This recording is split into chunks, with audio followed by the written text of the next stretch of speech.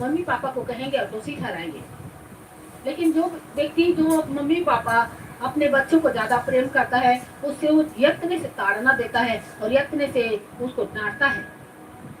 इसलिए प्रभु का वचन कहता है, खुली हुई डांट गुप्त प्रेम से उत्तम है। अगर हमारा पास्टर हमको बताता है कि ये चीज गलत है, इसको नहीं करना है, तो हम परमेश्वर को धन्यवाद कहते हैं, बोलते हैं कि धन्यवाद आपने हमें बता दिया। हालेलुया।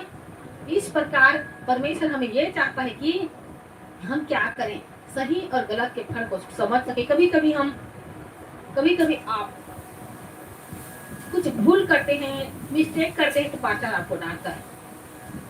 मेरे पास्टर ने मुझे कई बार डांटा, मुझे बुरा नहीं लगता, डांट मुझे बुरा नहीं लगता, उत्तम चीज है डांट।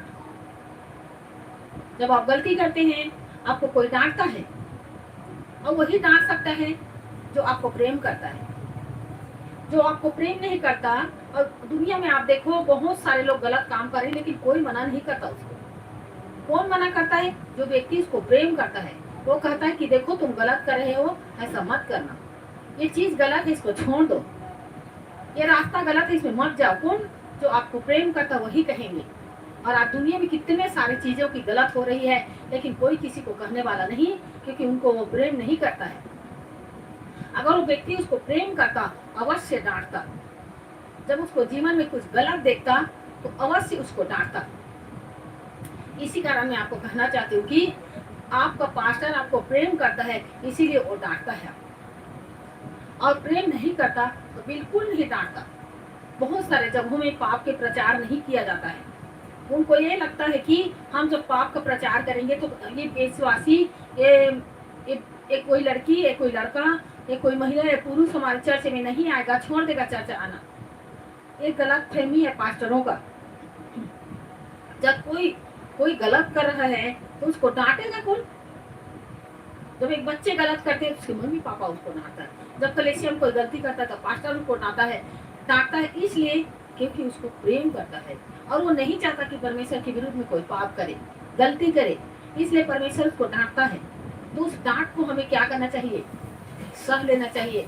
उत्तम चीज है, खुली हुई डांट गुप्त प्रेम से उत्तम है, परमेश्वर करता है। आपका जीवन बदल जाएगा, और उस चीजों के लिए आप पास्टर के पास भी आकर और अपने आप में भी 1000 बार थैंक यू जीसस कहेंगे, थैंक्स करेंगे, थैंक्सफुल हो जाएंगे परमेश्वर की महिमा के लिए।